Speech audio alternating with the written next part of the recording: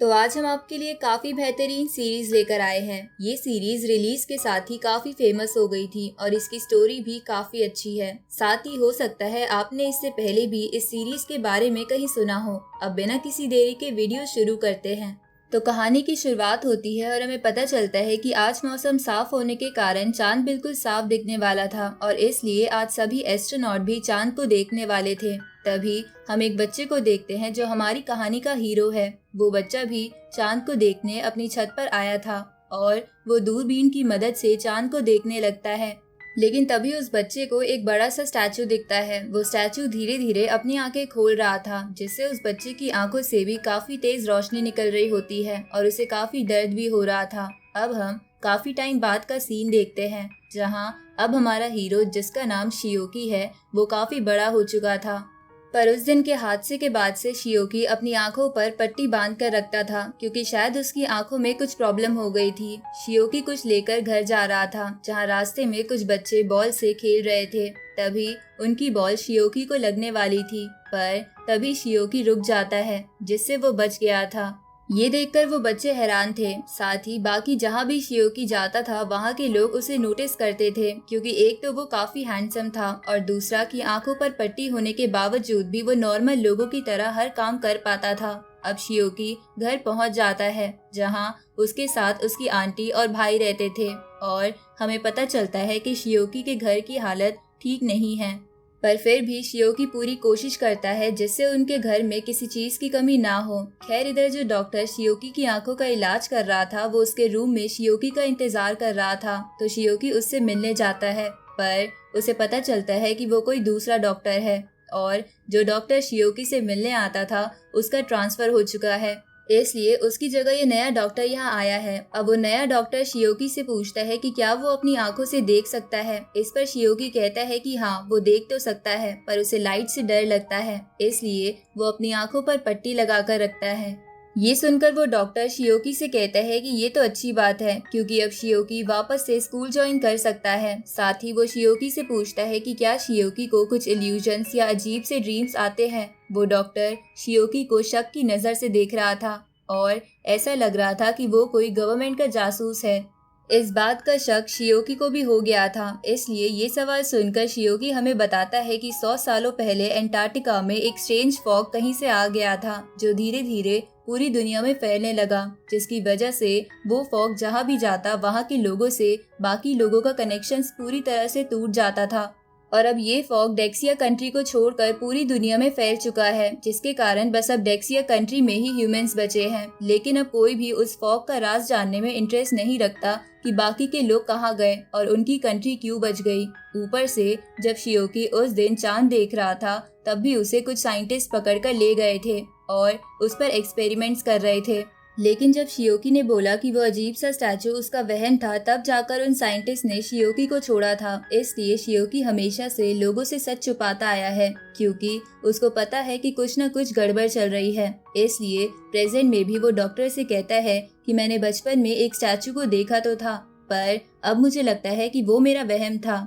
ये सुनकर डॉक्टर शियोकी से पूछता है कि क्या तुमने कभी किसी मॉन्स्टर को देखा है। इस पर शियोकी बोलता है कि उसने मॉन्स्टर्स के बारे में काफी न्यूज तो सुनी है, पर एंड में वो सब फेक ही निकलती है, इसलिए वो इस बात पर विश्वास नहीं करता है कि इस दुनिया में मॉन्स्टर्स हैं।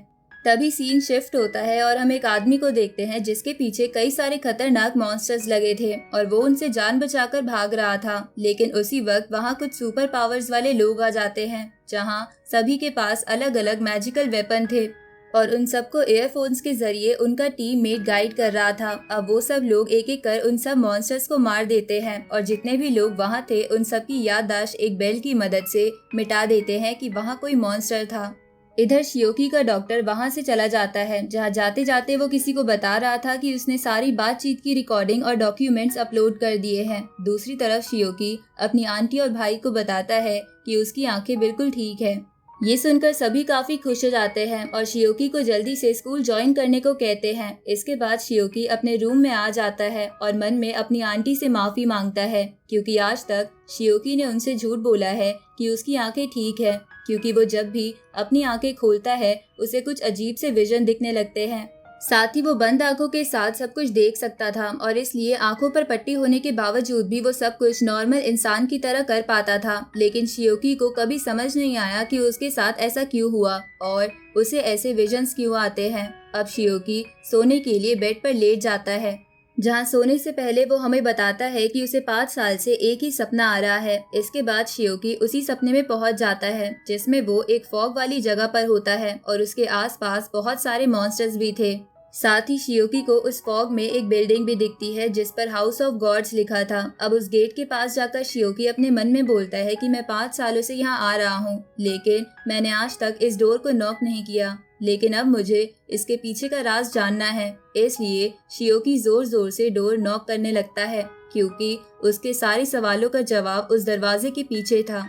अगले दिन शियोकी स्कूल जाता है, जहाँ उसे एक लड़की मिलती है जो शियोकी की उसकी क्लास में पहुँचने में मदद करती है। साथ ही कुछ और क्लासमेट शियोकी से कहते हैं कि अगर उसे कुछ भी मदद चाहिए तो वो उन्हें बता सकता है। ये सुनकर शियोकी उनसे पूछता है कि उन लोगों को उसका नाम कैसे पता। इस पर वो लोग बताते हैं कि शियोकी की आंट सुबह सुबह उनसे मिलने आई थी और उन्हीं ने शियोकी का नाम बताकर उन सबको शियोकी की मदद करने के लिए कहा था। ये सुनकर शियोकी सोचता है कि उसकी आंट उसका बहुत ध्यान रखती है और इतनी एज हो जाने के बाद भी कितना काम करती है। इसलिए शियोकी मन में बोलता है कि वो अच्छे से पढ़ाई करेगा और धीरे धीरे अपने घर के हालात सुधार कर अपनी आंट को एक अच्छी लाइफ देगा। अब रात को वो सभी क्लासमेट शियोकी को घर छोड़ने जाने लगते हैं तो शियोकी उनसे कहता है कि इसकी कोई जरूरत नहीं है, वो अपने आप घर चला जाएगा। इस पर वो क्लासमेट्स कहते हैं कि उन्होंने उसकी आंट से वादा करा है, इसलिए वो उसे छोड़ने के बाद ही अपने अपने घर जाएंगे। ये सुनकर शियोकी को काफी अच्छा लगता है क्योंकि बचपन से शियोकी को लोग पागल समझते थे क्योंकि शियोकी उस स्टैचू वाली बातें बड़बड़ाता रहता था। अब उनमें से एक क्लासमेट का घर पास में ही था। साथ ही वो शियोकी से जल रहा था क्योंकि उसके दोस्त उसकी बहुत मदद कर रहे थे। इसलिए वो उन लोगों से कहता है कि मैं यहाँ से अकेला चला जाऊंगा क्योंकि मेरा घर पास में है। इसके बाद वो वहाँ से चला जाता है, जहाँ उसके जाने के बाद उन सबको बहुत गंदी स्मेल आने लगती है। तभी वो लोग देखते हैं कि अंधेरी गली से उनकी ओर एक खतरनाक मॉन्स्टर आ रहा है। दूसरी तरफ हम उसी सुपर हीरो वाली टीम के एक मेंबर को देखते हैं जिसे भी इस बात का पता चल गया था। इसलिए वो अपनी टीम के जाओ से जल्दी से उस जगह पर जाने को कहता है और उस जगह पर एक बैरियर बनाने को कहता है ताकि वो मॉन्स्टर्स इंसानों को नुकसान ना पहुंचा पाए। इधर उन क्लासमेट्स में से 2 जने उस मॉन्स्टर को देखकर भाग जाते हैं और तभी वो मॉन्स्टर उस लड़की पर हमला करने वाला था जिसने शियोकी की क्लास तक पहुंचने में मदद की थी। लेकिन शियोकी अपनी छड़ी से उस मॉन्स्टर को रोक लेता है और इतने समय में वो लड़की भी वहां से भाग जाती है, जिसके बाद शियोकी दूसरी तरफ भागने लगता है पर वो मॉन्स्टर उसका पीछा नहीं छोड़ रहा था। तभी सामने से एक और मॉन्स्टर आ जाता है जो एक इंसानी हाथ को खा रहा था। इधर जाओ अपने कुछ ब्लड ड्रॉप्स का इस्तेमाल करके उस जगह पर बैरियर बना देता है। साथ ही वो सुपर हीरो वाली टीम भी लगभग वहां पहुंच गई थी। दूसरी तरफ शियोकी पर वो पीछे वाला मॉन्स्टर अटैक करता है, जिसे लड़ते हुए शियोकी बोलता है कि बचपन से लोग उसे पागल समझते थे, जिसकी वजह से उसे घर में रहना पड़ता था और अब वो स्कूल जा पा रहा है, इसलिए वो इस गंदी शक्ल वाले मॉन्स्टर के हाथों नहीं मरने वाला। उसी वक्त वो मॉन्स्टर शियोकी को पीछे फेंक देता है। साथ ही उसके पंजों की वजह से शियोकी की आंखों की पट्टी भी कट गई थी, जिसकी वजह से शियोकी को वही विजन्स आने लगते हैं कि वो उसी गॉड वाले दरवाजे के सामने है और जोर जोर से डोर नॉक कर रहा है। इधर असलियत में शियोकी अपनी छड़ी उस मॉन्स्टर में घुसा देता है तो मॉन्स्टर शियोकी को कंधे पर काट लेता है। साथ ही वहाँ और भी बहुत सारे मॉन्स्टर आ जाते हैं जो शियोकी का सर धड़ से अलग करने लगते हैं। लेकिन इधर शियोकी के जोर जोर से नॉक करने के कारण वो डोर ओपन होने लगता है, जहाँ जैसे जैसे वो डोर ओपन हो रहा था वैसे वैसे शियोकी की आंखों से तेज रोशनी निकलने लगती है, जिसे सभी मॉन्स्टर शियोकी से दूर हो जाते हैं। साथ ही वो रोशनी दूर से भी देखी जा सकती थी। ऊपर से शियोकी की रोशनी के कारण उसके आसपास की खिड़कियों के ग्लास पिघलने लगते हैं। दूसरी तरफ सुपर हीरो की टीम भी उस लाइट को देख लेती है और वो सोचने लगते हैं कि ये इतनी पावरफुल एनर्जी किस चीज की है। तभी उनका साथी बताता है कि ये एक डिवाइन पावर है, वो भी किंग ऑफ एंजल्स की। लगता है अर्थ पर एक नया गॉड आ गया है। इधर शियोकी को गेट खुलने के बाद एक बिल्डिंग दिखती है जिसके कमरों पे अलग अलग सिंबल बने हुए थे। तभी उसकी आंखों की रोशनी बंद हो जाती है तो एक मॉन्स्टर शियोकी पर हमला करता है, लेकिन शियोकी को अपनी नई पावर्स की वजह से वो बहुत स्लो दिखाई दे रहा था। तभी शियोकी उसे धीरे से अपनी छड़ी मारता है और वो मॉन्स्टर बहुत दूर जाकर मर जाता है। अब शियोकी अपनी पावर से एक एक कर सभी मॉन्स्टर्स को मारने लगता है। तभी वहाँ जाओ भी आ जाता है, जो अपनी स्वॉर्ड से आखिरी मॉन्स्टर को काफी कूल तरीके से मार देता है। ये देखकर शियोकी भी थोड़ा हैरान होता है, पर फिर शियोकी वहाँ से अपने घर जाने लगता है। तभी सीन शिफ्ट होता है और हम कुछ मूर्तियों को देखते हैं जो गॉड्स की ही थी, और वो जगह एक एंशिएंट गॉड चर्च था। तभी वहाँ एक मास्क पहना आदमी आता है, जो सभी को बताता है कि एक नया एजेंट ऑफ गॉड आ चुका है, और उसके साथ किंग ऑफ एंजल मिशेल भी है। ये सुनकर वो लोग कहते हैं कि उसे यहाँ लाओ और कोशिश करना उसे जिंदा लाने की। फिर हम एक आदमी को देखते हैं जो ट्रक लेकर जा रहा था, और उसके ट्रक में बहुत सारे मॉन्स्टर्स थे। वहीं शियोकी वापस अपने घर आ चुका था, जहाँ उसे देखकर उसका भाई उसे पूछता है कि वो लेट कैसे हो गया। इस पर शियोकी उससे कहता है कि वो किसी ट्रबल में फंस गया था। अब ये बोलकर वो अपने रूम में जाकर सो जाता है। फिर शियोकी वापस उस मेंशन ऑफ गॉड्स में पहुंच जाता है, और उस मेंशन के अंदर गॉड्स का पागल खाना था, जिसे देखकर शियोकी कहता है कि ये तो बिल्कुल उसी पागल खाने जैसा लग रहा है जहां मैं बचपन में रहा करता था। अब शियोकी उसी हॉस्पिटल के अंदर जाता है, लेकिन वो जगह उसे मेंटल हॉस्पिटल से बिल्कुल अलग थी। इसके बाद शियोकी वहाँ के रूम्स खोलने की कोशिश करता है, पर वो 6 में से 5 रूम्स नहीं खोल पाता। लेकिन जैसे ही शियोकी छठे रूम के गेट को छूता है, गेट पर बहुत सारे पैटर्न्स बनने लगते हैं। अब जैसे ही वो गेट खुलता है, शियोकी को अंदर एक लेडी दिखती है, जो कि समुद्र के बीचों बीच बैठी थी, पर वो बस शियोकी का इल्यूजन था और वहाँ कोई समुद्र नहीं था। इसके बाद शियोकी उस लेडी के पास जाता है और उसे ही बोलता है, पर वो लेडी उसे कोई रिस्पॉन्स नहीं देती। तभी अचानक से उस रूम में पैटर्न बनने लगते हैं, साथ ही वहाँ एक स्क्रीन भी आ जाती है, जिससे शियोकी को पता चलता है कि उस लेडी का नाम नाइक्स है और वो 5 एंशिएंट गॉड्स में से एक है। पर अभी उसकी दिमागी हालत ठीक नहीं है, पर अगर शियोकी उसको ठीक करता है तो उसे नाइक्स की कुछ पावर्स मिल जाएंगी। अब शियोकी नाइक्स के बिल्कुल पास जाकर उसके कान में बोलता है कि क्या तुम मुझे सुन सकती हो। तभी नाइक्स उसकी तरफ तुरंत ही मुड़ते हुए कहती है कि बेटा, आखिर इतने सालों बाद तुम आ ही गए।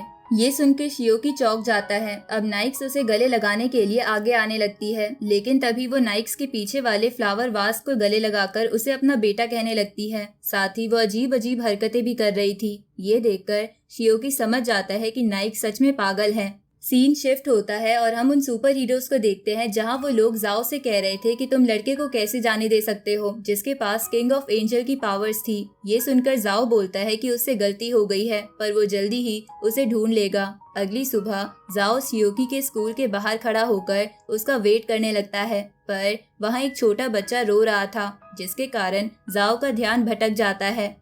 और तभी शियोकी उसके सामने से निकल जाता है और जाओ शियोकी को देख भी नहीं पाता। इधर शियोकी एक डॉक्टर के पास आता है और उसे नाइक्स की कंडीशन समझाकर पूछता है कि ऐसी किसी लेडी को कैसे ठीक किया जा सकता है। ये सुनकर वो डॉक्टर शियोकी को बताता है कि प्रॉपर मेडिसिन और फिजियोलॉजिकल ट्रीटमेंट से वो लेडी ठीक हो सकती है। तो ये सुन के शियोकी वापस उसी मेंटल हॉस्पिटल पहुंच जाता है, लेकिन वहां जाने से पहले उसने कुछ एंशिएंट बुक्स पढ़ी थी, जिससे उसे पता चल गया था कि वहाँ एक मेडिसिन रूम भी है। तो शियोकी वहां जाकर नाइक्स को ठीक करने वाली मेडिसिन ले लेता है और खुद डॉक्टर बनकर नाइक्स के रूम में पहुंच जाता है। दूसरी तरफ जाओ रोज शियोकी के स्कूल पर नजर रख रहा था।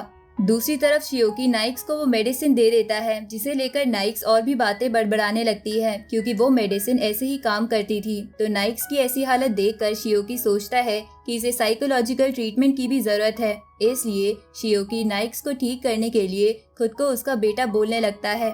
ये सुनकर नाइक्स उसे गले लगाते हुए कहती है कि बेटा, तुम वापस आ गए। अब नाइक्स की हालत 3% बेहतर हो चुकी थी, जिसकी वजह से शियोकी को नाइक्स की एक रैंडम पावर मिलती है, जिसका नाम था स्टारलाइट डांसर, जिसे रात में शियोकी की स्पीड, पावर, रिकवरी एबिलिटी पहले से बढ़ जाएगी। साथ ही इस पावर से वो रात में छोटे क्रिएचर से भी बात कर पाएगा और कुछ क्रिएचर्स को अपने ऑरा से डरा भी पाएगा। अब शियोकी ये पावर पाने के बाद पूरे शहर में उसे टेस्ट करने लगता है। अब शियोकी अपनी पावर्स को टेस्ट करने के बाद एक जगह बैठकर अपने मन में बोल रहा था कि मेरे ड्रीम वाले मेंटल हॉस्पिटल में 6 रूम्स हैं, तो शायद उन सब में एक एक गॉड होगा और वो डोर तभी ओपन होंगे जब मैं किसी एक गॉड को पूरी तरह ठीक कर दूंगा। अब शियोकी ये सोच ही रहा था कि तभी उसके पास एक चमगादड़ आता है, जो शियोकी को कहीं लेकर जाने की कोशिश कर रहा था। तो शियोकी उसे फॉलो करने लगता है, जहाँ कुछ देर बाद वो चमगादड़ शियोकी को उसी ट्रक के पास ले आता है जिसे हमने पहले भी देखा था। तो वहाँ पहुँचने के बाद शियोकी उस ट्रक को ध्यान से देखने लगता है और उसे पता चल जाता है कि उसके अंदर मॉन्स्टर्स हैं। साथ ही उन मॉन्स्टर्स को भी महसूस हो गया था कि ट्रक के बाहर कोई इंसान है। तभी वहाँ वो ट्रक ड्राइवर आ जाता है और शियोकी से पूछता है कि क्या वो एक नाइट वॉचमैन है, पर शियोकी को इस बारे में कुछ नहीं पता था। तभी वो ड्राइवर एक डेमोनिक वेपन निकाल लेता है और सभी मॉन्स्टर को भी ट्रक से बाहर बुला लेता है। ये देखकर शियोकी भी एक आयरन रॉड ले लेता है। अब वो सभी मॉन्स्टर शियोकी पर अटैक करने लगते हैं, पर शियोकी काफी आसानी से सभी मॉन्स्टर को मार रहा था। जहां वो उनसे लड़ते समय अपनी नई टेक्निक्स का भी इस्तेमाल कर रहा था, तभी वो ड्राइवर भी शियोकी पर अटैक करता है और शियोकी की आयरन रॉड के टुकड़े टुकड़े हो जाते हैं। पर शियोकी काफी स्पीड के साथ रॉड के टुकड़े पकड़ लेता है और फिर उन्हें काफी तेजी से फेंकता है, जिससे आसपास के सभी मॉन्स्टर मर जाते हैं। शियोकी की ऐसी पावर देखकर वो ड्राइवर भागने लगता है, लेकिन शियोकी उसका सर पकड़कर जमीन में मार देता है, जिससे वो वहीं बेहोश हो जाता है। जिसके बाद शियोकी सोचता है कि पता नहीं ये ड्राइवर किन नाइट वॉचमैन की बात कर रहा था। अब शियोकी वहां से जाने लगता है, लेकिन तभी शियोकी वहां एक आम आदमी को देखता है और वो उसे पहचान ना ले, इसलिए शियोकी वहां से भागने लगता है। पर भागते हुए शियोकी का पैर फिसलता है और वो सीधा जाओ के हाथों में गिरता है, जो उसी बिल्डिंग के नीचे खड़ा था जहाँ से शियोकी गिरा था। अब जाओ शियोकी को देखकर खुश हो जाता है और उससे कहता है कि मैं तुम्हें इतने समय से ढूंढ रहा था। इसके बाद जाओ उससे बात करने के लिए उसे एक लव होटल ले जाता है, जहाँ के लोग उन दोनों को कपल समझ रहे थे। अब रूम में पहुँचने के बाद जाओ शियोकी से पूछने लगता है कि बचपन में जिस किंग ऑफ एंजल्स को शियोकी ने देखा था उसने उससे क्या कहा था। ये सुन के शियोकी समझ जाता है कि जाओ उसके और उसकी पावर्स के बारे में जानता है। साथ ही शियोकी ये भी जान गया था कि जाओ उसके सभी सवालों के जवाब दे सकता है, इसलिए शियोकी जाओ से उल्टा पूछने लगता है कि क्या इस दुनिया में सच में गॉड्स होते हैं। इस पर जाओ कहता है कि गॉड सच में होते हैं, लेकिन सभी गॉड्स नहीं होते। ये सुनकर शियोकी इसका मतलब पूछता है तो जाओ बताता है कि 1920 में एक स्ट्रेंज फॉग ने पूरी दुनिया को घेर लिया था और सिर्फ डेक्सिया ही ऐसी कंट्री थी जहां वो फॉग नहीं आया। तो हमारे कंट्री के साइंटिस्ट इसका रीजन ढूंढने लगे, जहां ढूंढते हुए उन्हें उस फॉग में एक बहुत बड़ा ड्रैगन दिखा, जिसका जिक्र पुरानी भगवानों की किताबों में भी था। साथ ही उन साइंटिस्ट ने उसी दौरान कुछ कंट्रीज के गॉड्स को भी देखा था, जैसे किंग ऑफ एंजल मिशेल और फॉलन एंजल लूसीफर। ये सब सुनकर शियोकी को इन बातों में और इंटरेस्ट आने लगता है। तभी जाओ उसे बताता है उस दिन से आज तक हमने कई गॉड्स को देखा है, लेकिन उनमें से कोई भी गॉड हमारी कंट्री का नहीं था। ये सुन के शियोकी जाओ से इसका रीजन पूछता है, जिस पर जाओ कहता है कि हमें इसका रीजन तो नहीं पता, पर हमें लग रहा है जहाँ वो फॉग है बस उसी कंट्री के गॉड जिंदा हुए हैं और हमें लग रहा है कि वो सब गॉड्स टीम बनाकर फ्यूचर में हमारी कंट्री पर हमला करने वाले हैं। ये सुनकर शियोकी जाओ के पास आता है और उससे कहता है कि कहीं वो पागल तो नहीं है। तभी सीन शिफ्ट होता है और हम वो ड्राइवर वाली जगह देखते हैं जहाँ वो नाइट वॉचमैन आ जाते हैं और देखते हैं कि उनके वहां पहुंचने से पहले ही किसी ने सभी को मार दिया है और सिर्फ वो ड्राइवर ही वहां जिंदा बचा है। साथ ही उस ड्राइवर से उन्हें पता चल जाता है कि उन मॉन्स्टर्स को मारने वाला एक यंग लड़का था और उसके पास किंग ऑफ एंजल की पावर थी। तो ये जानकर उन नाइट वॉचमैन में से एक अपने कैप्टन को कॉल करके बता देता है कि किंग ऑफ एंजल की पावर्स किसी को मिल गई है। ये जानकर वो कैप्टन भी हैरान था। तभी वो नाइट वॉचमैन उससे कहता है कि एंशिएंट गॉड चर्च के लोग भी यहाँ आने वाले हैं, इसलिए तुम तैयार रहना क्योंकि हमें उस लड़के को ढूंढना होगा। इधर शियोकी जाओ से पूछता है कि वो उसे इतने समय से क्यों ढूंढ रहा था। इस पर जाओ बताने लगता है कि जब से वो फॉग अपीयर हुआ है तब से ऐसे कुछ बच्चे पैदा होते हैं जिनके पास अनोखी ताकतें होती है, जिन्हें हम टैबू पावर्स कहते हैं, जो 6 लेवल्स में डिवाइडेड है।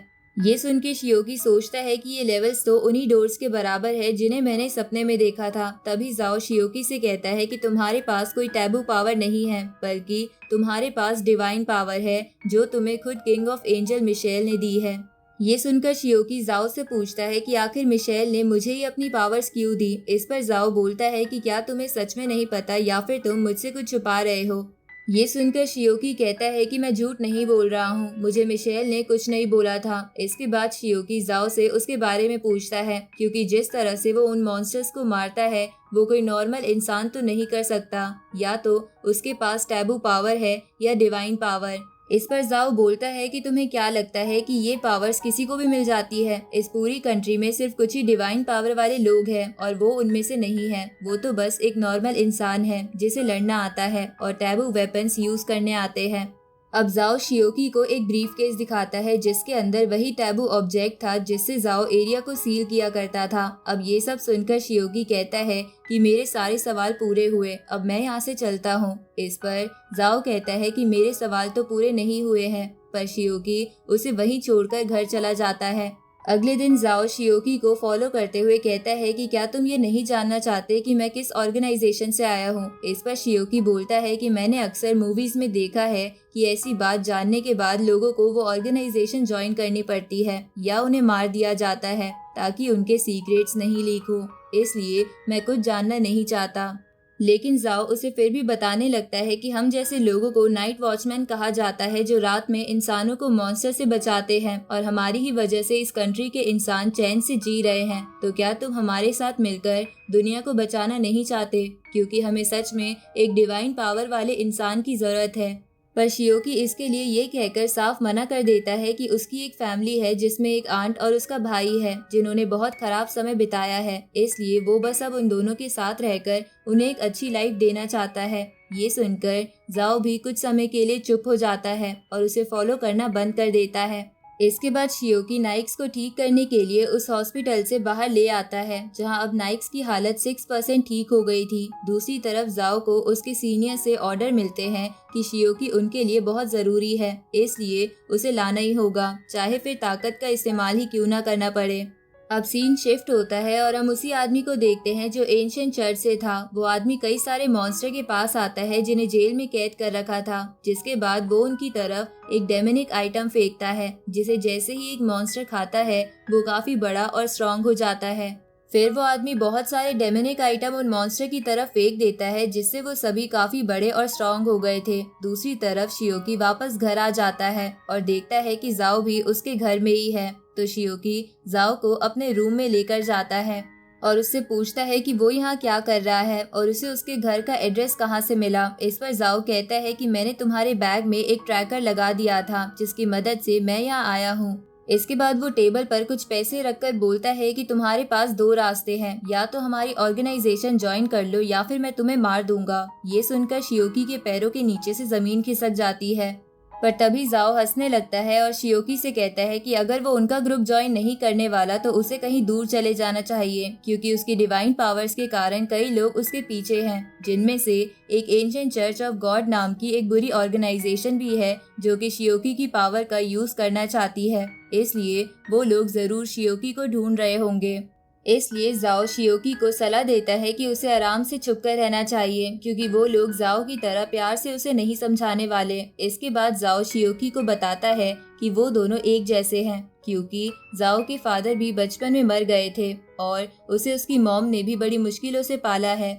लेकिन जाओ को मिलिट्री ज्वाइन करनी थी, जिसकी वजह से वो अपनी मॉम से दूर हो गया और उनकी सेवा नहीं कर पाया। लेकिन जाओ शियोकी के लिए ये नहीं चाहता था, इसलिए वो उसे कहता है कि तुम्हें जो करना है तुम कर सकते हो, सबकी एक ना एक लाइफ होती है और मैं अपने कैप्टन और टीम को समझा लूंगा, तुम उसकी चिंता भी मत करना। ये सुनकर शियोकी समझ जाता है कि जाओ एक बहुत अच्छा इंसान है। इसके बाद जाओ वहाँ से वापस किचन में जाने लगता है क्योंकि वो खाना बना रहा था, लेकिन शियोकी उसके जाने से पहले उसके पैसे लौटा देता है और उससे पूछता है कि मिलिट्री ज्वाइन करके वो क्या करना चाहता था।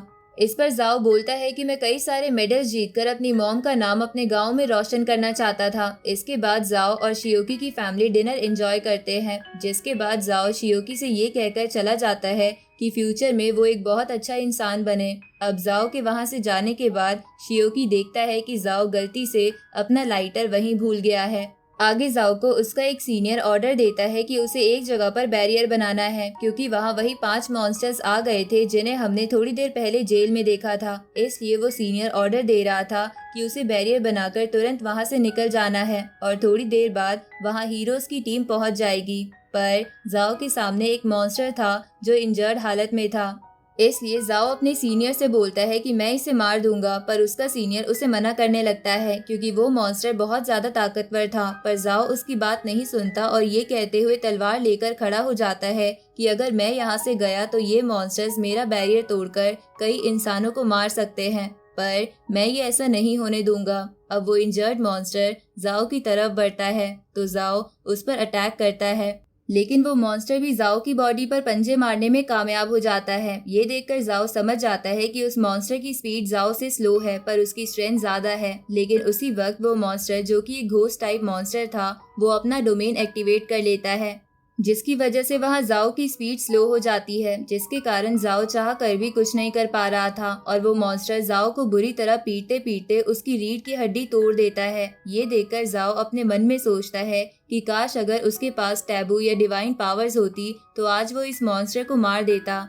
इधर शियोकी अपने रूम में बैठा था, तभी उसके पास एक चमगादड़ आता है और उसे कहीं ले जाने लगता है तो शियोकी उसको फॉलो करने लगता है। साथ ही शियोकी समझ गया था कि जाओ मुसीबत में है। इधर वो मॉन्स्टर जाओ को मारने वाला था पर जाओ समझ गया था कि अब उसे उसका आखिरी मूव चलना ही होगा। तभी हमें बताया जाता है कि जो ट्रैकर जाओ के पास था वो कोई आम ट्रैकर नहीं था, बल्कि वो नाइट वॉचर्स का खास वेपन था। अब शियोकी उस ट्रैकर को अपने हाथ में लेकर एक बटन दबाता है जिसे एक निडल बाहर आती है, जिसे जाओ अपनी बॉडी में लगा देता है, जिससे जाओ को टैबू पावर मिल जाती है। इधर शियोकी उस जगह पर पहुंच गया था, तभी वो जाओ का बनाया बैरियर तोड़कर सीधा उसके पास आने लगता है। इधर जाओ अपनी ताकत से उस मॉन्स्टर का एक हाथ कट कर देता है। तभी वहां शियोकी आ जाता है तो जाओ उससे पूछता है कि मैंने तो यहाँ बैरियर बना रखा था तो तुम यहाँ कैसे आए। इस पर शियोकी बोलता है कि वो बैरियर तो मैंने अपने हाथों से ही तोड़ दिया था। ये सुनकर जाओ समझ जाता है कि शियोकी काफी ताकतवर है। उसी वक्त वो मॉन्स्टर अपना हाथ दोबारा जनरेट कर जाओ की तरफ बढ़ने लगता है तो जाओ शियोकी से कहता है कि मेरा ये अटैक ध्यान से देखना। इसके बाद जाओ अपनी स्वॉर्ड को मून की तरफ करता है, जिसकी वजह से मून की सारी लाइटनिंग पावर्स उसकी स्वॉर्ड में आ जाती है, जिसके बाद जाओ बड़े ही स्टाइल में उस मॉन्स्टर की गर्दन उड़ा देता है, जिसे शियोकी देखता रह जाता है। पर तभी जाओ जमीन पर गिर जाता है और उसकी बॉडी से खून निकलने लगता है। ये देखकर शियोकी जाओ से पूछता है कि ये सब कैसे हो रहा है, तुम्हें तो कोई चोट नहीं लगी थी। असल में जिस निडल को जाओ ने अपनी बॉडी में लगाया था उससे थोड़े समय के लिए टैबू पावर्स मिलती थी, पर उसका एक साइड इफेक्ट था कि उससे बॉडी की बहुत बुरी कंडीशन हो जाती थी। पर शियोकी को कुछ भी समझ नहीं आ रहा था कि वो क्या करे। तभी जाओ शियोकी से बोलता है कि मैं हमेशा टैबू पावर्स चाहता था और आज उन्हें यूज करके मुझे बहुत अच्छा लगा। इसके बाद वो शियोकी से पूछता है कि क्या वो स्वॉर्ड चलाते वक्त कूल लग रहा था। इस पर शियोकी हाँ करता है। तभी जाओ अपनी सिगरेट को मुंह में लगा लेता है तो शियोकी उसे जलाने लगता है, पर उसके सिगरेट जलाने से पहले जाओ अपना दम तोड़ देता है। ये देखकर शियोकी रोने लगता है और चिल्लाते हुए कहता है कि जिन लोगों को तुम इतने समय से बचा रहे थे आज तुम्हारे इस दुनिया में ना होने के बारे में क्या उन्हें पता भी है, तो फिर क्यों तुम हीरो बनकर उन लोगों को प्रोटेक्ट कर रहे थे। तभी शियोकी के इतने गुस्से की वजह से उसकी गॉड्स पावर एक्टिवेट हो जाती है और वो हवा में उड़ने लगता है। इधर वो मॉन्स्टर अपना हेड फिर रीजनरेट कर लेता है और शियोकी की तरफ बढ़ने लगता है, लेकिन उसे टच करते ही वो दूर जाके गिरता है।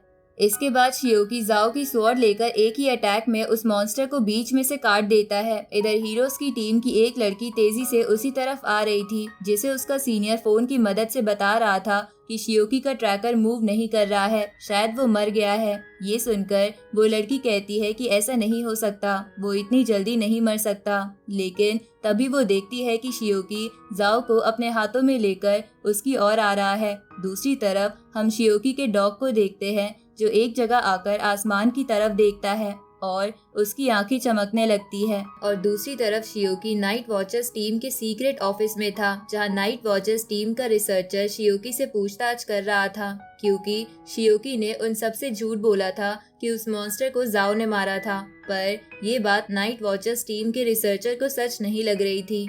लेकिन शियोकी उन सबसे कहते हैं कि यही सच है, जाओ ने ही उस मॉन्स्टर को मारा था। इसके बाद नाइट वॉचर्स की टीम शियोकी को ज्वाइन करने को बोलती है। इस पर शियोकी मान जाता है, क्योंकि उसने जाओ के मरने के बाद ये वादा किया था कि जाओ का सपना था कि वो दुनिया को बचाए। तो अब शियोकी जाओ की जगह पर 10 साल तक लोगों को बचाएगा। साथ ही नाइट वॉचर्स की सैलरी भी बहुत ज़्यादा थी, इसलिए शियोकी की फाइनेंशियल प्रॉब्लम भी इससे ठीक हो सकती थी। अगली सुबह शियोकी मिलिट्री के जरिए अपने घर पर एक लेटर भिजवाता है जिसमें उसने अपनी आंटी और भाई से झूठ बोला था कि वो आर्मी ज्वाइन कर रहा है, इसलिए वो कुछ टाइम के लिए घर से बाहर जा रहा है। लेकिन असल में शियोकी ने नाइट वॉचमैन का ग्रुप ज्वाइन कर लिया था। साथ ही शियोकी ने अपनी आंट को कुछ पैसे भी भेज दिए थे, तो वो लेटर और पैसे देखकर शियोकी की आंट दुखी हो जाती है।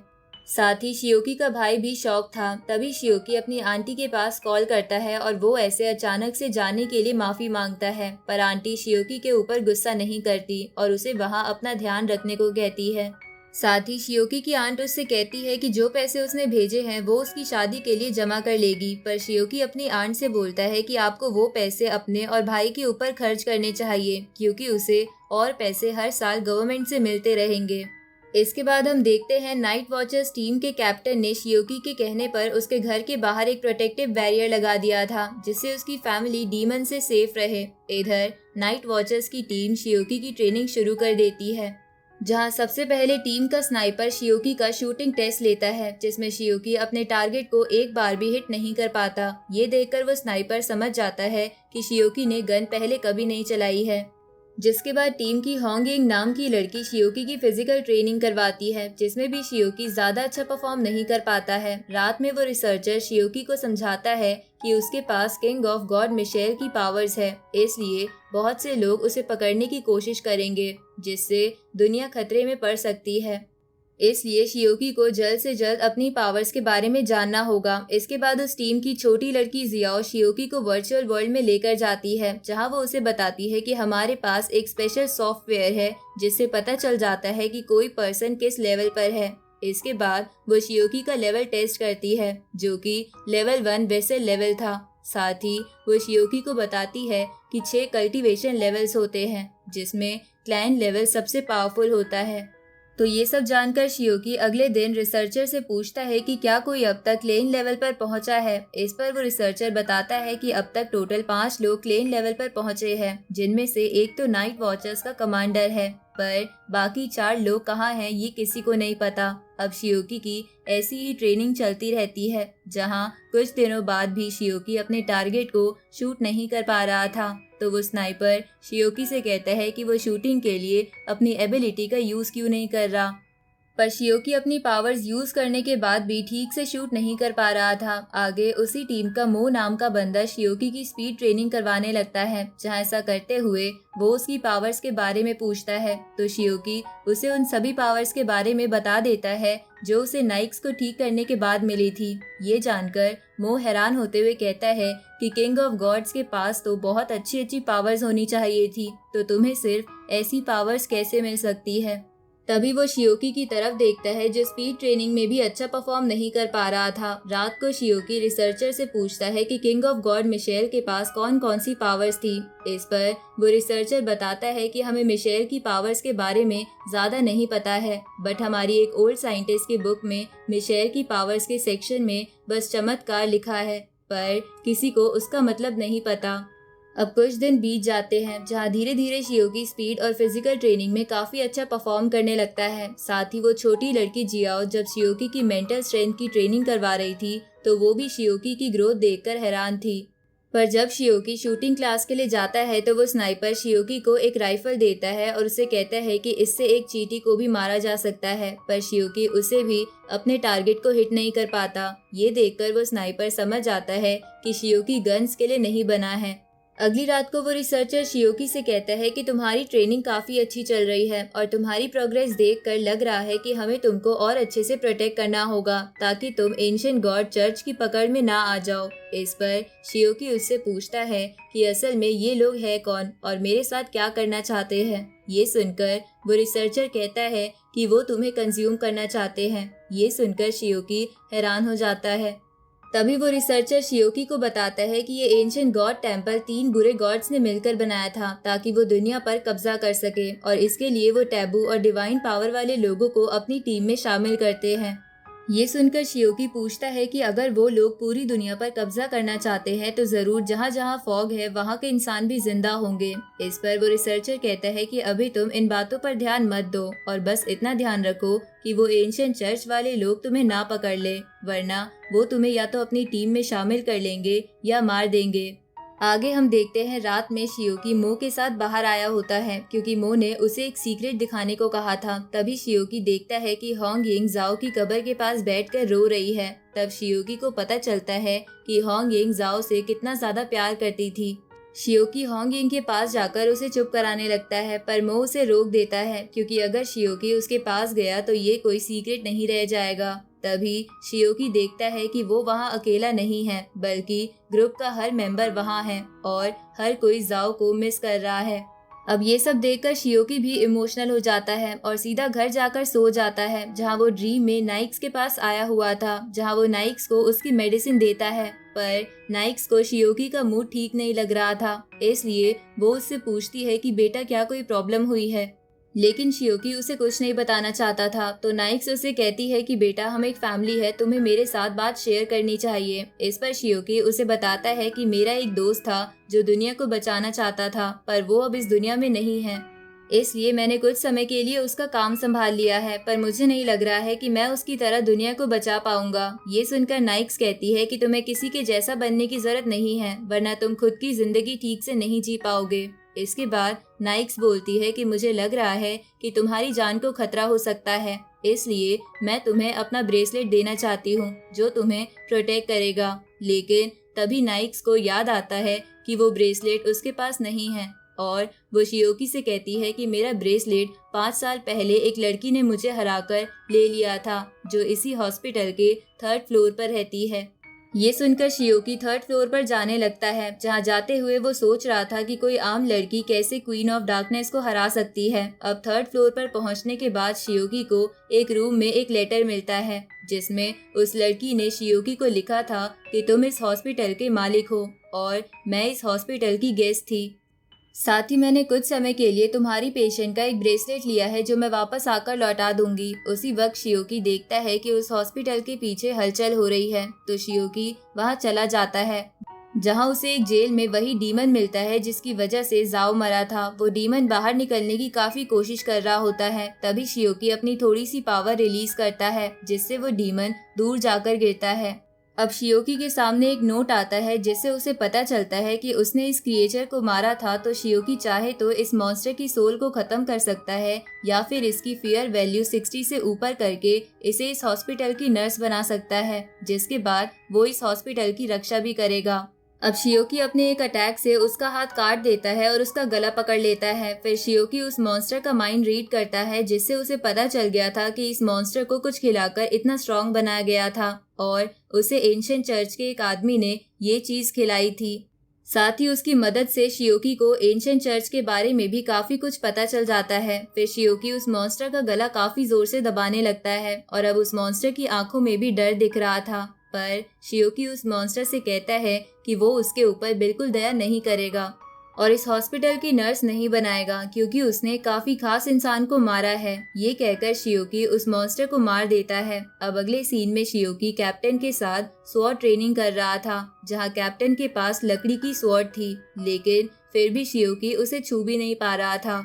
इसलिए कैप्टन उससे कहता है कि हमारी टीम में जाओ सबसे अच्छा स्वॉर्ड फाइटर था जबकि उसके पास तो टैबू पावर्स भी नहीं थी। ये सुनकर शियोकी को जाओ की याद आने लगती है और वो गुस्से में एक ही अटैक से कैप्टन की स्वॉर्ड को कट कर देता है। ये देखकर कैप्टन शियोकी से थोड़ा इम्प्रेस हो गया था।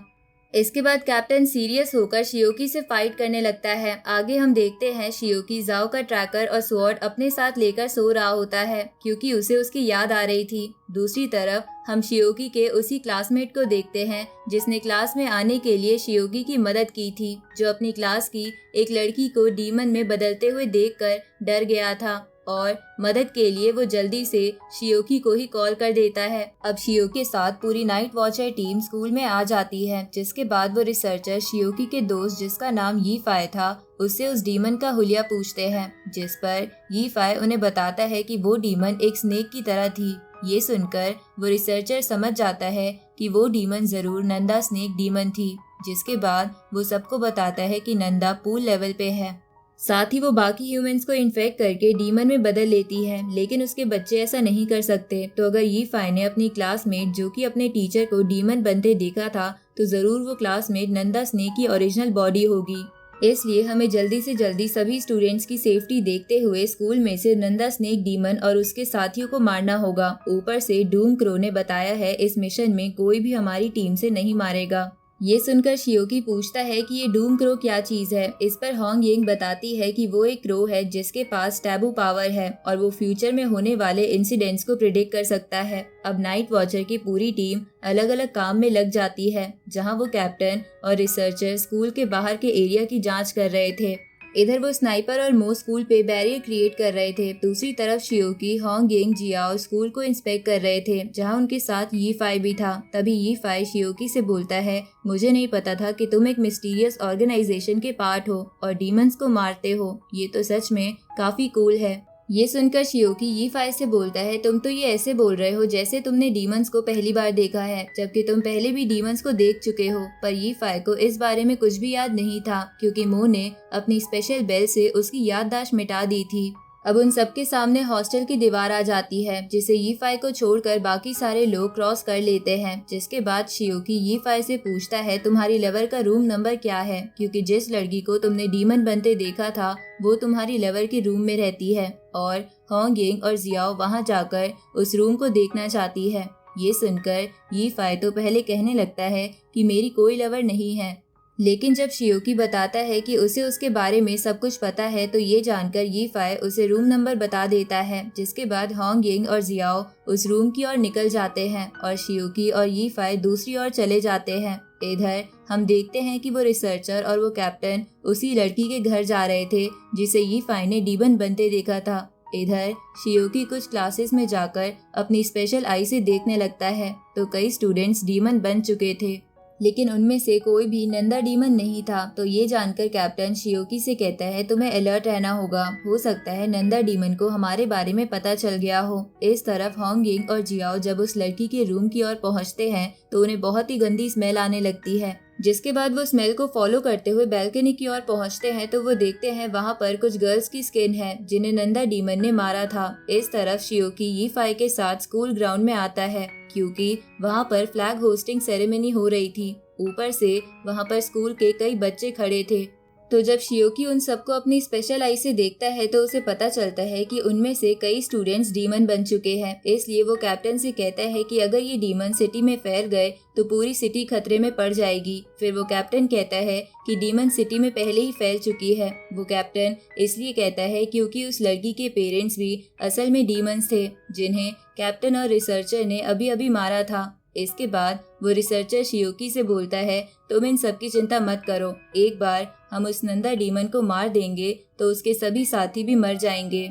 इधर वो स्नाइपर और मो बैरियर क्रिएट कर देते हैं, जिसके बाद वो स्नाइपर अपनी पोजीशन लेकर बैठ जाता है। इधर यी फाई और शियोकी को एक जगह पर टीचर दिखता है जो असल में डीमन था। साथ ही मो, होंग यिंग और जियाओ के पास भी डीमंस पहुंच चुके थे। इसलिए ये सब जानने के बाद वो कैप्टन कहता है कि तुम अब इन्वेस्टिगेशन बंद करके इनको मारना चालू कर सकते हो। जिसके बाद वो कैप्टन कॉल कट कर देता है। तो वो रिसर्चर कैप्टन से पूछता है कि तुमने शियोकी को इस काम के लिए क्यों भेजा, जिस पर कैप्टन बताता है कि तुम इसकी चिंता मत करो, वो काफी स्ट्रांग है और खुद को संभाल लेगा। इधर वो टीचर शियोकी पर हमला कर देता है, तो शियोकी उसे बार बार डीमन गन से शूट करता है, क्योंकि डीमंस गन से शूट करने के बाद ही डीमंस ह्यूमन के बॉडी से अलग हो जाते हैं और उसके बाद ही नाइट वॉचर की टीम उन्हें मार सकती है। लेकिन शियोकी की शूटिंग स्किल्स अच्छी नहीं थी, इसलिए जब वो टीचर शियोकी के बिल्कुल पास आ जाता है तभी शियोकी उसे शूट कर पाता है। इसके बाद उसका डीमन ह्यूमन बॉडी से बाहर आ जाता है और शियोकी उसे मार देता है।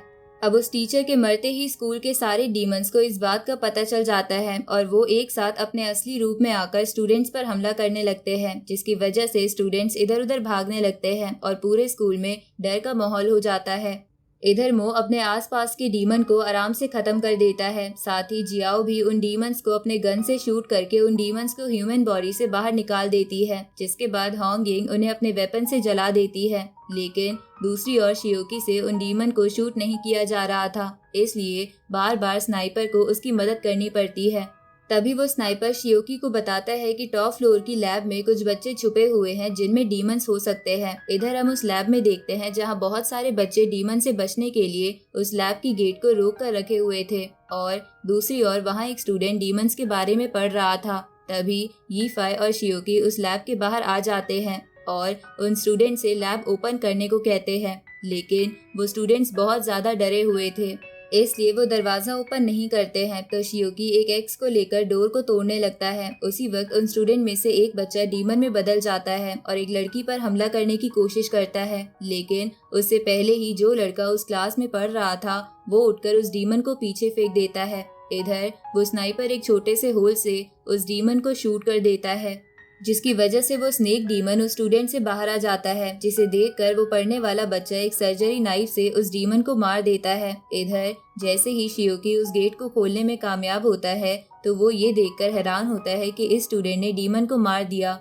तभी यीफाई शियोकी को बताता है कि इस स्टूडेंट का नाम जिंगयू है और वो बायोलॉजी में मास्टर कर रहा है। तभी जिंगयू शियोकी को उसके नाम से बुलाता है, तो शियोकी उससे बोलता है कि तुम मुझे कैसे जानते हो। तो जिंगयू कहता है, मैंने तुम्हें ग्राउंड में देखा था जहाँ पर तुम्हारी आंखें चमक रही थी। उसी वक्त उन सभी के सामने डीमंस आ जाते हैं जिन्हें भी शियोकी शूट नहीं कर पा रहा था, तो जिंगयू शूट करने में उसकी मदद करता है, जिसके बाद शियोकी उन डीमन को अपने गन से मार देता है और जिंगयू से पूछता है कि तुम्हारा निशाना इतना अच्छा कैसे है, जिस पर जिंगयू कहता है कि मैं किसी भी चीज को बड़े ही आसानी से सीख जाता हूँ। ये सुनकर शियोकी जिंगयू से पूछता है कि क्या तुम्हें इन डीमन को देखकर डर नहीं लग रहा और क्या तुम इन्हें देखकर हैरान नहीं हो, जिस पर जिंगयू बोलता है कि मुझे पहले से पता था कि ऐसे क्रिएचर दुनिया में एग्जिस्ट करते हैं, क्योंकि मैं इनके बारे में पढ़ते आया हूँ, और रही बात डर की तो मैं दुनिया में किसी से नहीं डरता।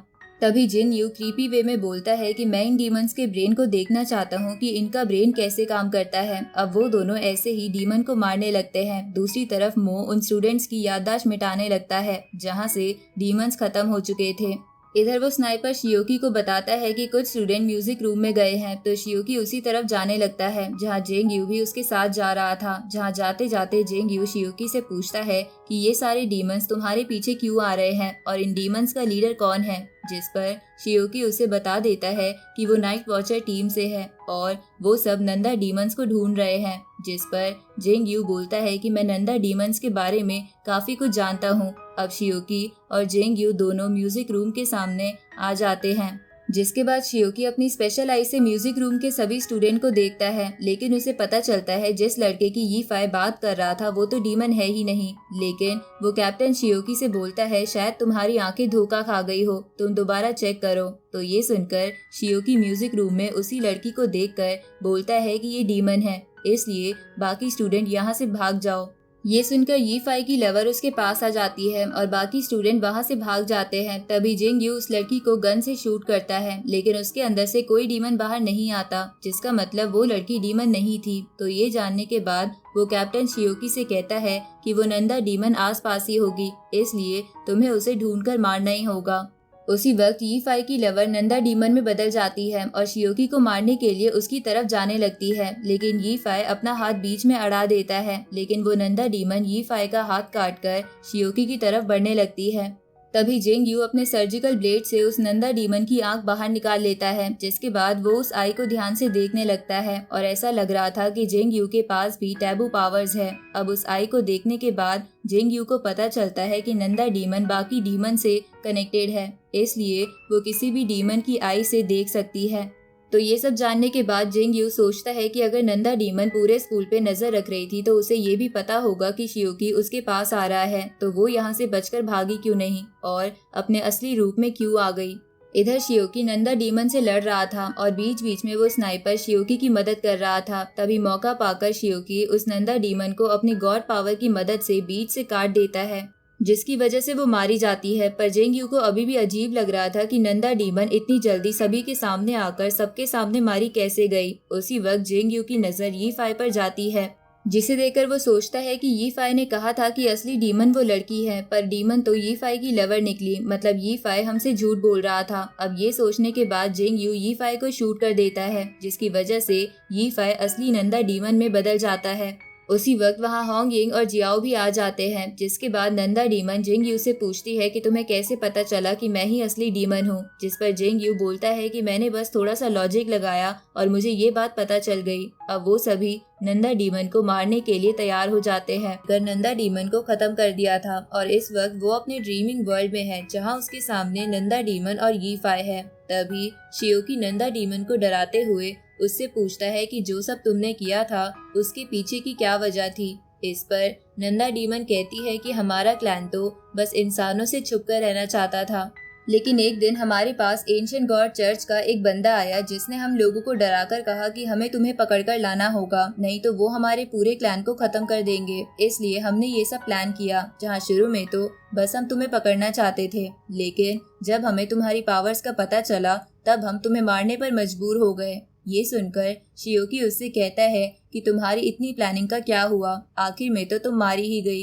इस पर नंदा डीमन कहती है कि मैं तुम्हें आराम से मार देती, पर तुम्हें यीफी ने बचा लिया, क्योंकि यीफी बहुत काइंड हार्टेड पर्सन है, इसलिए उसकी बॉडी के ऊपर काबू करने के बाद भी उसने तुम्हें बचाने के लिए अपना हाथ गवा दिया, क्योंकि उसे गम था कि वो पिछली बार तुम्हें अकेला छोड़कर भाग आया था जब तुम सभी क्लासमेट्स के पास डीमन आए थे। तो ये सब सुनकर शियोकी यी फाई के पास जाता है और देखता है कि उसकी लॉयल्टी रैंकिंग 85 है, लेकिन इस वक्त यी फाई बिल्कुल भी सही हालत में नहीं है, क्योंकि उसे समझ नहीं आ रहा था कि ये सब क्या हो रहा है और वो अचानक से कैसे मर गया। तो यी फाई की हालत देखकर शियोकी को समझ नहीं आ रहा था कि वो क्या करे।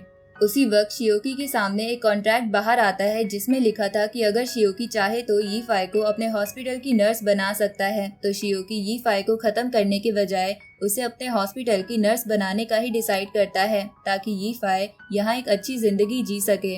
इधर यी फाई भी हॉस्पिटल का नर्स बनने के लिए मान जाता है और कॉन्ट्रैक्ट पे साइन कर देता है। इसके बाद शियोकी नाइक्स के पास जाता है, तो नाइक्स उसे देखकर पूछती है कि क्या तुम मुझसे मिलने आए हो। इस पर शियोकी बोलता है कि मैं आपको किसी से मिलवाना चाहता हूँ।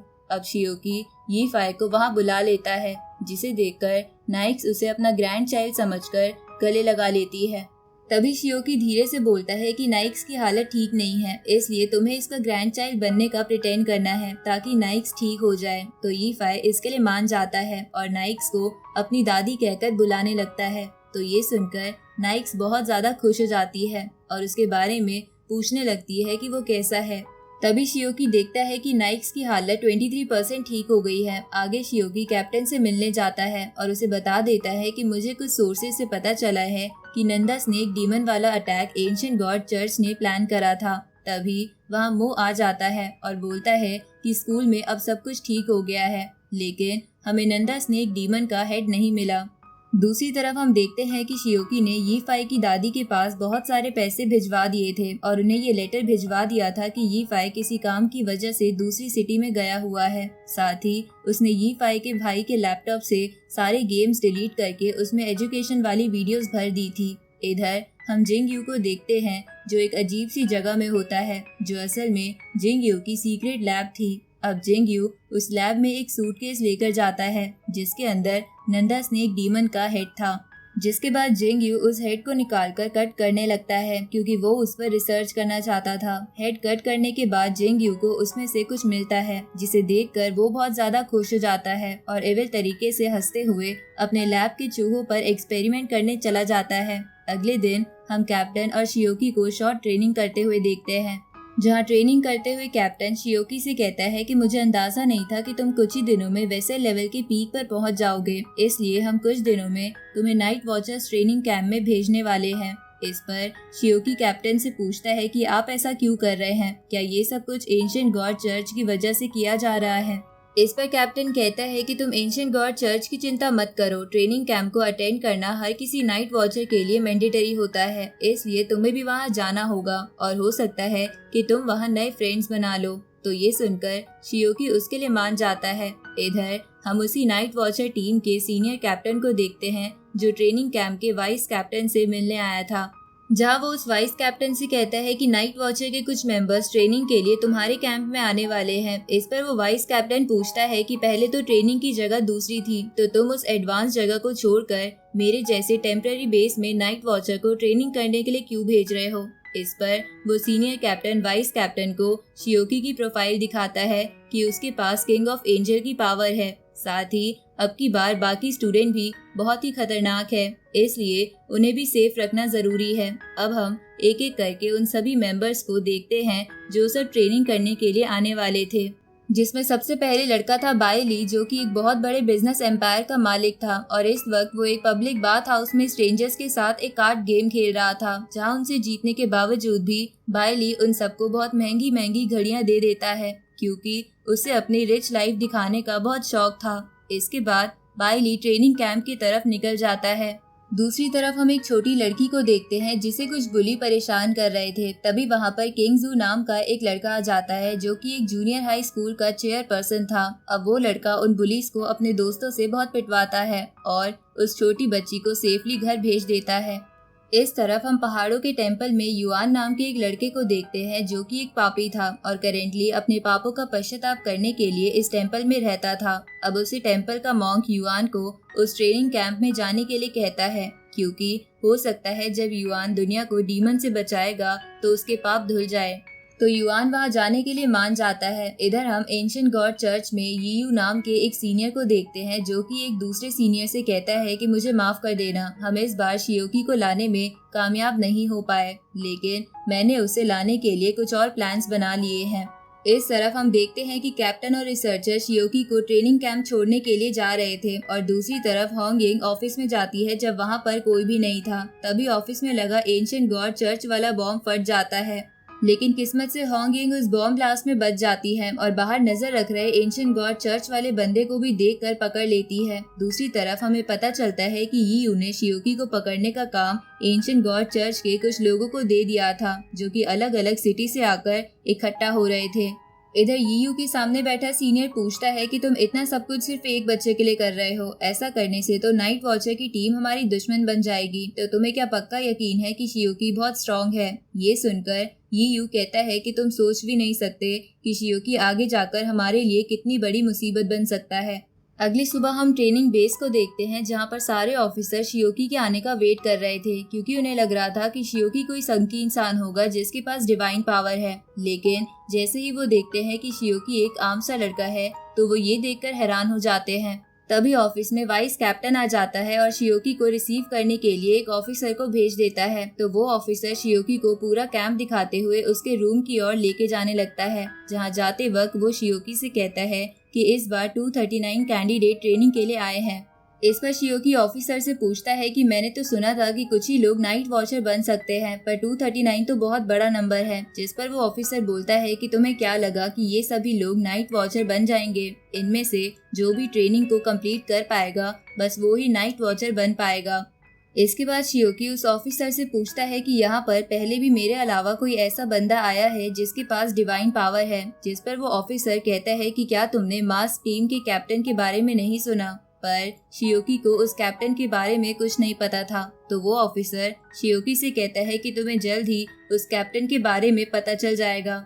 इधर हम देखते हैं कि शियोकी का रूममेट कोई और नहीं बल्कि बायली था, जो अपने रूममेट के लिए कई सारे गिफ्ट्स लेकर आया था। तभी शियोकी रूम में जाता है, जिसे देखकर बायली अपना इंट्रोडक्शन देते हुए उसे गिफ्ट देता है, जिसके अंदर बहुत सारे रोलेक्स थी। तो शियोकी बायली से कहता है कि तुम मुझे रोलेक्स गिफ्ट क्यों कर रहे हो। ये सुनकर बायली को लगता है कि शियोकी को रोलेक्स नहीं पसंद, इसलिए वो उसे दूसरे ब्रांड की घड़ी देने लगता है। ये सब देखकर शियोकी बायली से पूछता है कि तुम्हारी फैमिली घड़ी का बिजनेस करती है। जिस पे बायली कहता है कि मेरी फैमिली बहुत सारे बिजनेस करती है और हालांकि मैं अमीर हूँ, पर तुम मुझे एक नॉर्मल इंसान जैसा ट्रीट कर सकते हो। तभी एक ऑफिसर सभी को ग्राउंड में आने को कहता है, जहाँ ग्राउंड में पहुँचने के बाद वाइस कैप्टन उन सभी कैंडिडेट से बोलता है कि मैं तुम सभी का हेड इंस्ट्रक्टर हूँ और तुम सब मेरे स्टूडेंट्स, इसलिए चाहे तुम किसी भी बैकग्राउंड से हो, तुम सब अपनी आइडेंटिटी भूल जाओ, क्योंकि मेरे सामने तुम सब कचरे के अलावा कुछ नहीं हो, जिन्हें मुझे सोल्जर बनाना है। साथ ही वो वाइस कैप्टन और बोलता है कि तुम्हारी करंट कंडीशन ऐसी है कि तुम रियल एनिमे का एक भी अटैक झेल नहीं पाओगे। ये सुनकर कैंडिडेट में खड़ा किंग जू उस वाइस कैप्टन से कहता है कि मैं आपकी बातों पर विश्वास नहीं करता, मैं आराम से मेंबर्स को मार सकता हूँ। तो अब किंग जू को देखकर कई सारे और स्टूडेंट्स बोलने लगते हैं कि हम आराम से किसी को भी मार सकते हैं। ये सुनकर वो वाइस कैप्टन कहता है कि अगर ऐसा है तो चलो एक गेम खेल कर देखते हैं। अब वाइस कैप्टन मास्क टीम को वहां आने का ऑर्डर देता है, जिसके बाद मास्क टीम बड़े कूल तरीके से वहां एंट्री लेती है। और फिर वो वाइस कैप्टन सबसे कहता है कि ये मास्क टीम एक स्पेशल टीम है जिनका लेवल तो हाई है, पर ये अपना लेवल ऐसे लेवल पर कर लेंगे जिसके बाद अगर तुम में से किसी ने भी इनमें से एक मेंबर का मास्क उतरवा दिया तो तुम्हें बिना ट्रेनिंग के पास कर दिया जाएगा, और अगर तुम ऐसा नहीं कर पाए तो तुम्हें मेरी हर बात माननी होगी। तो वो स्टूडेंट्स इसके लिए मान जाते हैं, जिसके बाद नाइट वॉचर टीम तुरंत ही उन सभी को अपनी टैबू पावर से पीटना शुरू कर देते हैं, जिन्हें देखकर ऑफिसर भी हैरान थे कि ऐसे लेवल पर करने के बाद भी मास्क टीम कितने अच्छे से लड़ती है। इधर शियोकी बाई ली को लेकर उस ग्राउंड से दूर भाग जाता है, जिसे मास्क टीम का कैप्टन भी नोटिस कर लेते हैं क्योंकि शियोकी बहुत तेज भाग रहा था। दूसरी तरफ शियोकी बाई ली को लेकर एक वेयर हाउस में आ जाता है जिसमें वेपन रखे थे, लेकिन वो वेयर हाउस लॉक था। तभी वहाँ पे एक रेड बाल वाली लड़की आ जाती है, जिसे देखकर बाई ली को उससे प्यार हो जाता है। अब वो लड़की अपनी टैबू पावर से वेयर हाउस की गेट को तोड़ देती है, जिसके बाद वो सभी और बाकी कुछ स्टूडेंट्स उस वेयर हाउस से वेपन उठा लेते हैं। जहाँ वो रेड बाल वाली लड़की बस एक तलवार लेके वहाँ से जाने लगती है तो शियोकी उसे रोकते हुए कहता है कि मास्क टीम वाले लोगों के पास हाई रैंकिंग टैबू पावर्स है, इसलिए तुम उनसे अकेली नहीं जीत पाओगी। ये सुनकर रेड बाल वाली लड़की अपना नाम बताते हुए उनकी टीम से शामिल हो जाती है। तभी बाई ली उस रेड बाल वाली लड़की जिसका नाम मो ली था उसे महंगी महंगी घड़ियां दिखाने लगता है, लेकिन तभी शियोकी एकदम से मो ली के पीछे जाकर एक मास्क टीम के मेंबर के अटैक को रोक लेता है। तो वो मेंबर कहता है कि तुम तो सच में अनोखे हो, जो तुम्हें मेरे यहाँ होने का पता चल गया। उसी वक्त मो ली उस मेंबर के हाथ को काट देती है, लेकिन वो देखती है कि उसका हाथ फिर से ठीक हो गया है। ये देखकर मो ली को लगता है कि उस बंदे के पास रीजनरेशन की पावर है, लेकिन शियोकी उसे बताता है कि उसके पास रीजनरेशन पावर नहीं है, बल्कि वो अपने टैबू पावर से अपनी बॉडी के पार्ट से वेपन को आर पार निकलवा सकता है। अब वेयर हाउस में खड़े सभी स्टूडेंट्स उस मेंबर को घेर लेते हैं, जिसके बाद वो शियोकी उन सभी से कहता है कि ये यहाँ अकेला है, इसलिए हम इसे हराकर आराम से जीत सकते हैं। तो ये सुनकर सभी स्टूडेंट्स अपने अपने वेपन्स लेकर लड़ने के लिए तैयार हो जाते हैं, लेकिन शियोकी देखता है कि बाई ली के पास कोई भी वेपन नहीं है। तभी हम देखते हैं कि बाई ली ने उस स्टूडेंट्स को बहुत महंगी महंगी घड़ियां देकर खरीद लिया, जो कि बाई ली की तरफ से उन सबसे लड़ने वाले थे। तभी बाई ली अपने लोगों से कहकर उस मेंबर से अटैक करवाता है, लेकिन वो मेंबर्स बच जाता है, जिसके बाद मो ली और शियोकी उस पर स्वॉर्ड अटैक करने लगते हैं। पर तभी वहाँ पर मास्क टीम के बाकी मेंबर्स आ जाते हैं, जो वहाँ पर अपना डोमेन ओपन करके ग्रेविटी मैजिक एक्टिवेट कर देते हैं, जिसकी वजह से सभी स्टूडेंट को चलने में बहुत दिक्कत हो रही थी। लेकिन फिर शियोकी सभी स्टूडेंट्स के साथ प्लान बनाकर उन मास्क टीम के ऊपर एक्सप्लोजिव फेंकता है, जिन एक्सप्लोजिव को रोकने के लिए मास्क टीम को अपना डोमेन बंद करना पड़ता है ताकि उन्हें नुकसान ना हो। पर डोमेन डीएक्टिवेट करने के बाद भी वो एक्सप्लोजिव फट जाते हैं, लेकिन मास्क टीम एक पोर्टल की मदद से बच गए थे और दूसरी तरफ शियोकी ने भी सभी को बचा लिया था। इधर मास्क टीम का एक मेंबर अपने कैप्टन से कहता है कि मैंने तो पहले ही कहा था कि वो डिवाइन पावर वाला बंदा बहुत ही पावरफुल है, इसलिए हमें पहले उन सभी स्टूडेंट्स को हराना चाहिए। तो ये सुनकर कैप्टन इसके लिए मान जाता है, जिसके बाद वो सभी अलग अलग होकर बाकी स्टूडेंट्स की तरफ चले जाते हैं। इधर शियोकी, मोली और बाई ली भी उन्हें जाते हुए देख रहे थे, जहां उनके जाने के बाद शियोकी उन दोनों से कहता है कि अब कुछ ताकतवर स्टूडेंट्स ही बच गए होंगे जो धीरे धीरे मास्क टीम को थका देंगे, जिसके बाद हम उन्हें हरा देंगे। इधर हम एक बिल्डिंग में युआन और कुछ स्टूडेंट्स को देखते हैं, जहां पर युआन एक जगह चुपचाप बैठा था। तो बाकी स्टूडेंट्स उससे कहते हैं कि मास्क टीम का एक मेंबर हमारी बिल्डिंग में आ गया है, इसलिए तुम हमारी मदद करो वरना हम मारे जाएंगे। पर युआन इस गेम को हारना चाहता था, इसलिए वो कुछ भी ना करके बस बैठा रहता है और बस अपने पास्ट के किए कर्मों को याद करके दुखी होने लगता है। तभी हम देखते हैं कि वहाँ पर किंग जू भी था, जो देखता है कि उसके टीम के सारे मेंबर्स को एक मास्क टीम के मेंबर ने हरा दिया है, जो कि इनविजिबल होकर उन सबसे लड़ रहा था। तो किंग जू एक बबल बनाकर अपने ही टीम मेंबर्स को उसमें फंसा देता है, जिसकी वजह से उनका दम घुटने लगता है। इसके बाद किंग जू उस मेंबर से कहने लगता है कि तुम जल्दी से अपना मास्क हटा लो वरना मैं इन स्टूडेंट को जान से मार दूंगा। ये सुनकर वो मेंबर बोलता है कि तुम ऐसा कैसे कर सकते हो, ये तो बस एक गेम है और तुम कैसे इंसान हो जो कि बस एक गेम में अपने दोस्तों को मार रहा है। ये सुनकर किंग जू उसे बोलता है कि मैं तुम्हें 5 सेकंड देता हूँ, अगर तुमने 5 सेकंड में मास्क नहीं हटाया तो ये सब मारे जाएंगे। ये सुनकर वो मेंबर अपना मास्क हटाने लगता है, लेकिन तभी वहाँ पर मास्क टीम की एक और मेंबर आ जाती है जो किंग जू पर हमला करके उसे उस बिल्डिंग से बाहर फेंक देती है। इसके बाद किंग जू अपने दोस्तों से कहता है कि हमारा प्लान फेल हुआ, इसलिए तुम सब यहाँ से भाग जाओ। ये सुनकर वो सभी स्टूडेंट्स तुरंत ही उठकर वहाँ से भागने लगते हैं। असल में ये सब किंग जू का प्लान था जो अपने दोस्तों से दम घुटने का नाटक करवाता है ताकि वो उस मेंबर्स को ब्लैकमेल करके उसका मास्क उतरवा सके। लेकिन जब ये बात उस मेंबर को पता चलती है तो वो किंग जू पे अटैक करने के लिए आगे बढ़ता है, लेकिन तभी किंग जू उसे अपने बबल में फंसा देता है। दूसरी तरफ हम देखते हैं कि वो नाइट वॉचर का कैप्टन और होंग यिंग उस पकड़े हुए एंशिएंट टेम्पल के बंदे को पीट कर पूछताछ कर रहे थे, जहां उन्हें उससे पता चलता है कि शियोकी को पकड़ने के लिए एंशिएंट टेम्पल ने कुछ लोगों को बुलाया है। अब इसी के साथ ये पार्ट यहीं पे खत्म होता है।